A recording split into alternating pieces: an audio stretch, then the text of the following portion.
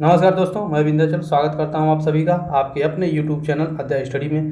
दोस्तों, इस वीडियो के माध्यम से आज हम भारतीय इतिहास से संबंधित कुछ महत्वपूर्ण प्रश्नों के बारे में बात करने वाले हैं। दोस्तों, इस वीडियो में मैंने जितने भी प्रश्न लिए हैं वो सारे के सारे प्रश्न दोस्तों अगस्त में जो प्रस्तावित UPSSC पेट और SSC के एग्ज़ाम हैं उसके पूर्णतः पाठ्यक्रम पर आधारित क्वेश्चन है दोस्तों। तो ये प्रश्न बेहद ही इंपॉर्टेंट है, इसे लास्ट तक देखिएगा दोस्तों अगर वीडियो अच्छी लगे तो लाइक और सब्सक्राइब जरूर करिएगा दोस्तों। आपका एक और लाइक और एक सब्सक्राइब मुझे मोटिवेट करता है वीडियो बनाने के लिए। तो चलिए दोस्तों, बिना देरी किए वीडियो को स्टार्ट करते हैं। तो चलिए दोस्तों, अपने पहले प्रश्न पे आते हैं। पहला प्रश्न है, हंटर कमीशन की रिपोर्ट में किसके विकास पे जोर दिया गया था। दोस्तों, बहुत ही इंपॉर्टेंट क्वेश्चन है, ध्यान रखिएगा और इसको याद कर लीजिएगा। तो चलिए, हंटर कमीशन की जो रिपोर्ट आई थी उसमें जो है प्राथमिक शिक्षा के विकास पे जोर दिया गया था। तो देखते हैं दोस्तों आगे।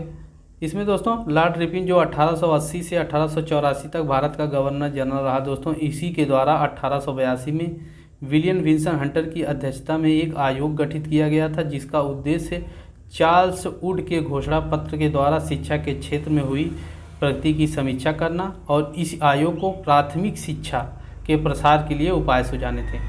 तो मोटा मोटी दोस्तों देखा जाए तो इसका एक ही काम था, प्राथमिक शिक्षा के विकास पे विशेष बल देना। तो चलिए दोस्तों, याद रखिएगा, बहुत ही इंपॉर्टेंट क्वेश्चन है। आगे चलते हैं। अगला प्रश्न है, मुस्लिम लीग ने मुक्त दिवस मनाया था। तो देखिए, जो मुस्लिम लीग थी मुक्त दिवस कब मनाई थी, 1939 को। दोस्तों, जिन्ना ने भारतीय मुसलमानों को 22 दिसंबर 1939 को मुक्त दिवस मनाने की अपील की थी। तो याद रखिए दोस्तों, बेहद इंपॉर्टेंट क्वेश्चन है।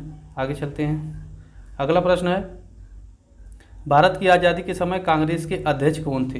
तो देखिए, जो भारत की आज़ादी के समय कांग्रेस के अध्यक्ष थे वो थे जीवी कृपलानी। याद रखिएगा दोस्तों, बेहद इंपॉर्टेंट क्वेश्चन है। अगले प्रश्न पे आते हैं। अगला प्रश्न है, भारत एवं पाकिस्तान के बीच सीमांकन किसने किया था। तो दोस्तों, भारत और पाकिस्तान के बीच जो सीमांकन का कार्य किया था वो किया था सर सीरियल रेडक्लिफ। इन्होंने ही भारत पाकिस्तान की सीमा रेखा का नाम रेडक्लिफ लाइन ब्रिटिश वकील सर सीरियल रेडक्लिफ से प्रेरित है, क्योंकि उन्होंने ही दोनों देशों के बीच सीमा निर्धारण का काम किया था। इस सीमा रेखा की आधिकारिक घोषणा जो है कब की गई थी दोस्तों, 17 अगस्त 1947 को। डेट याद रखिएगा दोस्तों, पूछ सकता है परीक्षा में। तो चलिए दोस्तों, आगे चलते हैं, अगले प्रश्न पे आते हैं। अगला प्रश्न है, सेंडर आयोग का संबंध किससे था। सेंडर आयोग का संबंध दोस्तों जो था वो शिक्षा से था। सेंडर आयोग ने विश्वविद्यालय शिक्षा में कुछ संरचनात्मक बदलाव हेतु सुझाव दिए थे। उच्चतर माध्यमिक शिक्षा के पश्चात स्नातक शिक्षा के लिए त्रिस्तरीय शिक्षा की वकालत की थी। तो दोस्तों, सेंडर आयोग जो था वो भी शिक्षा से ही संबंधित था, तो इसका उत्तर होगा शिक्षा। तो चलिए दोस्तों, याद रखिएगा, ये भी क्वेश्चन बेहद ही इंपॉर्टेंट है। वैसे तो सारे क्वेश्चन बेहद ही इंपॉर्टेंट हैं, आप वीडियो को लास्ट तक देखिएगा दोस्तों। तो चलिए अगले प्रश्न पे आते हैं। अगला प्रश्न है, हंटर कमीशन की रिपोर्ट में किसके विकास पे विशेष जोर दिया गया था। इसका मैंने दोस्तों अभी ऊपर ही इसका जिक्र किया था। इसमें दोस्तों हंटर कमीशन की रिपोर्ट में जो है प्राथमिक शिक्षा के विकास पे जोर दिया गया था। अगले प्रश्न पे आते हैं। अगला प्रश्न है, किसने कहा था कि मेरी पीठ पर किया जाने वाला प्रहार ब्रिटिश साम्राज्य के ताबूत की एक कील साबित होगा। दोस्तों, वह कहा था लाला लाजपत राय ने। साइमन कमीशन का गठन जो है 8 नवंबर 1927 को हुआ था। इंपॉर्टेंट डेट है दोस्तों, याद रखिएगा। और तथा 3 फरवरी 1928 को साइमन कमीशन भारत आया था। साइमन कमीशन के खिलाफ विरोध प्रदर्शन के दौरान ही लाठीचार्ज में लाला लाजपत राय के सिर पर जो लाठी पड़ी थी, जिसके बाद उनका देहांत हो गया। घायल होने के बाद ही दोस्तों लाला लाजपत राय ने ये कहा था कि मेरे पीठ पर किया जाने वाला प्रहार ब्रिटिश साम्राज्य के ताबूत की एक कील साबित होगा। तो दोस्तों इसका उत्तर होगा ऑप्शन डी। याद रखिएगा दोस्तों, ये सारे क्वेश्चन बेहद इंपॉर्टेंट हैं और इसकी डेट दोस्तों आप सभी के लिए बेहद इंपॉर्टेंट है। ये जब कई बार दोस्तों पूछ चुका है कि साइमन कमीशन भारत कब आया था, तो याद रखिएगा दोस्तों।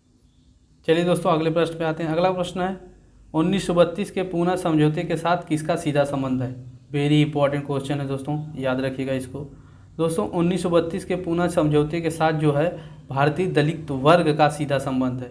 पूना पैक्ट अथवा पूना समझौता भीमराव अम्बेडकर एवं महात्मा गांधी के बीच पूना की यरवदा सेंट्रल जेल में 24 सितंबर 1932 को हुआ था, जिसके तहत समझौते में दलित वर्ग के लिए पृथक निर्वाचन मंडल को त्याग दिया गया, लेकिन दलित वर्ग के लिए आरक्षित सीटों की संख्या प्रांतीय विधानमंडलों में 71 से बढ़ाकर 147 कर दी गई तथा केंद्रीय विधायकों में कुल सीटों की संख्या जो है 18% कर गई। तो याद रखिएगा दोस्तों, ये क्वेश्चन बेहद इंपॉर्टेंट है। ये समझौता जो है महात्मा गांधी और भीमराव अम्बेडकर के बीच हुआ था। तो चलिए दोस्तों आगे चलते हैं अगले प्रश्न पे। अगला प्रश्न है दोस्तों, वर्ष 1946 में गठित अंतरिम कैबिनेट की अध्यक्षता किसने की थी? दोस्तों 1946 में जो अंतरिम कैबिनेट की अध्यक्षता हुई थी, उसकी अध्यक्षता दोस्तों जो किए थे वो थे जवाहरलाल नेहरू। तो याद रखिएगा दोस्तों, इंपॉर्टेंट क्वेश्चन है। आगे चलते हैं अगले प्रश्न पे आते हैं। 1878 का वर्नाकुलर प्रेस एक्ट किसने रद्द किया?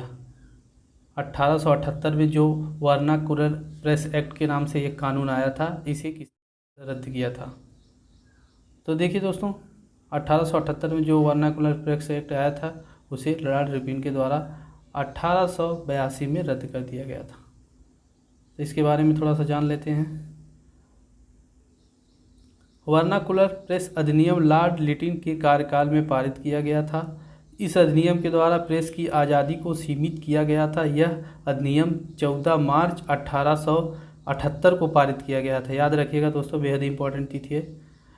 लॉर्ड रिपन ने इस अधिनियम को 1882 में निर्धारित किया गया था। तो याद करिएगा दोस्तों, बेहद इंपॉर्टेंट क्वेश्चन है। अगले प्रश्न पे आते हैं। अद्वैतवाद के सिद्धांत के प्रतिपादक कौन थे? दोस्तों अगर हम अद्वैतवाद सिद्धांत के प्रतिपादक के बारे में बात करें तो वो थे शंकराचार्य। याद रखिएगा, बेहद इंपॉर्टेंट क्वेश्चन है। अगले प्रश्न पे आते हैं। अगला ही प्रश्न है, ब्रिटिश सरकार ने महात्मा गांधी को जो उपाधि दी थी, जिसने उन्होंने असहयोग आंदोलन के दौरान वापस कर दिया था, वो उपाधि कौन थी? तो दोस्तों वो उपाधि थी कैसर हिंद की। अगर हम असहयोग आंदोलन के बारे में बात करें तो इसकी शुरुआत जो है 1 अगस्त 1920 को हुई थी। लेकिन दोस्तों ये घटना घटी जिसके द्वारा जो है असहयोग आंदोलन को स्थगित कर दिया गया था, वो घटना थी 4 फरवरी 1922 की। दोस्तों आंदोलन के दौरान ही जो क्या हुआ था कि गोरखपुर में एक चौरी चौरा नामक पुलिस स्टेशन था, वहीं पे आंदोलन के दौरान ही जो वहाँ की गुस्साई भीड़ थी वो थाने में आग लगा दी, जिसके द्वारा दोस्तों वहाँ पे 23 पुलिसकर्मी थे वो शहीद हो गए। इसी घटना से दुखी होकर गांधी जी ने 12 फरवरी 1922 को जो असहयोग आंदोलन उन्होंने शुरू किया था, उसे दुखी होकर स्थगित कर दिया था। तो याद रखिएगा दोस्तों, ये सारे क्वेश्चन बेहद इंपॉर्टेंट हैं। अगले प्रश्न पे आते हैं। अगला प्रश्न है, भारत के राष्ट्रीय ध्वज का डिज़ाइन किसने तैयार किया गया था? दोस्तों बहुत ही इंपॉर्टेंट क्वेश्चन है, कई बार ये पूछ चुका है एग्जाम में। भारत के राष्ट्रीय ध्वज का डिज़ाइन किसने तैयार किया था? दोस्तों अगर भारत के राष्ट्रीय ध्वज के डिज़ाइन के बारे में बात करें तो वो मैडम भिखाजी कामा। अगर इनके फुल नेम के बारे में बात करें दोस्तों तो इनका पूरा नाम था मैडम भिखाजी रुस्तम कामा। दोस्तों यह प्रथम महिला थी जिन्होंने भारत की स्वतंत्रता के लिए महत्वपूर्ण योगदान दिया था। दोस्तों यह प्रथम भारतीय मूल की फ्रांसीसी महिला थी। याद रखिएगा दोस्तों। आगे क्वेश्चन चलते हैं अगले क्वेश्चन पे। अगला क्वेश्चन है, लॉर्ड हार्डिंग ने बंगाल विभाजन किस वर्ष रद्द कर दिया? बहुत इंपॉर्टेंट क्वेश्चन है दोस्तों, बार बार एग्जाम में आता है। तो लॉर्ड हार्डिंग ने बंगाल विभाजन जो है किस वर्ष रद्द कर दिया? बंगाल विभाजन दोस्तों लॉर्ड हार्डिंग ने 1911 में रद्द कर दिया। इसके बारे में थोड़ा जान लेते हैं। बंगाल के विभाजन की घोषणा 19 जुलाई 1905 को की गई थी। उस समय जो है लॉर्ड कर्जन भारत के वायसराय थे। लॉर्ड हार्डिंग ने 1911 में बंगाल के विभाजन को रद्द कर दिया था। दोस्तों ये दोनों ही डेट बेहद इंपॉर्टेंट है, इन्हें याद रखिएगा। अगले प्रश्न पे आते हैं। अगला प्रश्न है, गदर पार्टी की स्थापना कब हुई थी? बेहद इंपॉर्टेंट क्वेश्चन है दोस्तों, याद रखिएगा।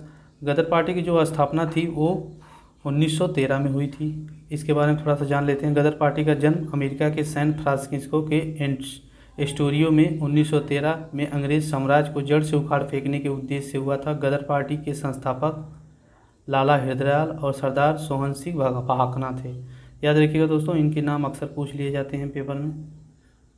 आगे चलते हैं, अगले प्रश्न पे आते हैं। जो चित्रकला के शत्रु हैं मैं उसका शत्रु हूँ, किस मुगल शासक ने कहा था? तो दोस्तों हम चित्रकला का स्वर्णकाल किसके मुगल शासनकाल को कहते हैं? तो आपको याद होगा, चित्रकला का जो है स्वर्णकाल हम कहते हैं जहांगीर के शासनकाल को। वहीं हम स्थापत्य कला के स्वर्णकाल की बात करें तो शाहजहाँ के शासनकाल को कहते हैं। तो याद रखिएगा दोस्तों, ये क्वेश्चन बेहद इंपॉर्टेंट है। आगे चलते हैं। एतमादुद्दौला का मकबरा आगरा में किसने बनवाया? दोस्तों आगरा में जो स्थित है एतमादुद्दौला का मकबरा उसे नूरजहां बनाया था। अब नूरजहां कौन थी दोस्तों? नूरजहां थी जो जहांगीर था उसकी पत्नी थी। तो याद रखिएगा दोस्तों, बेहद इंपॉर्टेंट क्वेश्चन है। एक क्वेश्चन यहाँ 7 बनता है दोस्तों, याद रखिएगा। इसमें पूछ देता है कि गुलाब के फूल से इत्र बनाने का जो सबसे पहले खोज थी वो किसके द्वारा की गई थी?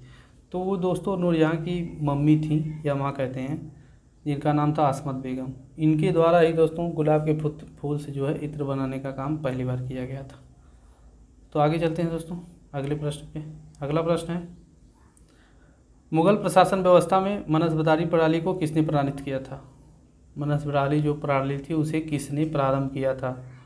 तो दोस्तों मनसबदारी प्रणाली है क्या? सबसे पहले तो इसको जान लेते हैं। ये एक तरह का रैंक होता था, रैंक ओहदा, जैसे अपने सैनिकों को किसी को जैसे इंस्पेक्टर हुआ, एसपी हुआ, इस तरह का रैंक जो है प्रदान करता था। ये अकबर के शासनकाल में स्टार्ट हुआ था। तो ये एक तरह से रैंक थी, ओहदा। तो याद रखिएगा दोस्तों, मनसबदारी प्रणाली जो थी वो अकबर के शासनकाल में प्रारंभ हुई थी। अगले प्रश्न पे आते हैं। अगला प्रश्न दोस्तों, किस मुगल शासक को आलमगीर कहा जाता था? बेहद इंपॉर्टेंट क्वेश्चन है, याद रखिएगा दोस्तों। आलमगीर जो औरंगजेब को कहा जाता था, मुगल बादशाह जो औरंगजेब था उसे ही आलमगीर भी कहा जाता था। तो याद रखिएगा, बेहद इंपॉर्टेंट क्वेश्चन है। आगे चलते हैं। अगला प्रश्न दोस्तों बेहद इंपॉर्टेंट है, कई बार ये प्रश्न पूछा जा चुका है पेपर में। तो याद रखिएगा, प्रश्न है हल्दी घाटी का युद्ध कब लड़ा गया? दोस्तों ये जो हल्दी घाटी का युद्ध था वो 1576 में लड़ा गया। इसके बारे में थोड़ा सा जान लेते हैं। हल्दी घाटी का युद्ध 18 जून 1576 को मेवाड़ के महाराणा प्रताप का समर्थन करने वाले घुड़सवारी और धुरंधियों और मुगल सम्राट अकबर की सेना के बीच लड़ा गया था, जिसका नेतृत्व आमेर के राजा मान सिंह प्रथम ने किया था। इस युद्ध में महाराणा प्रताप को मुख्य रूप से भील जनजाति का सहयोग मिला था, पर इस युद्ध में दोस्तों उनकी हार हुई और जान बचा के उन्हें भागना पड़ा। तो दोस्तों बेहद इंपॉर्टेंट क्वेश्चन है, याद रखिएगा, अक्सर पेपर में पूछ लिए जाते हैं। अगला प्रश्न दोस्तों, किसके समय मलिक मोहम्मद जायसी ने पद्मावत की रचना की थी? तो दोस्तों ये पूछा है वह उस समय किसका शासनकाल था जब मलिक मोहम्मद जायसी जो थे पद्मावत की रचना की थी? तो याद रखिएगा दोस्तों, वो शासनकाल था शेरशाह सूरी का। तो अगले प्रश्न पे आते हैं। अगला प्रश्न दोस्तों, शाहजहां ने निम्नलिखित में से किस शहर में मोती मस्जिद बनवाई थी? दोस्तों इससे रिलेटेड 2 क्वेश्चन बनते हैं।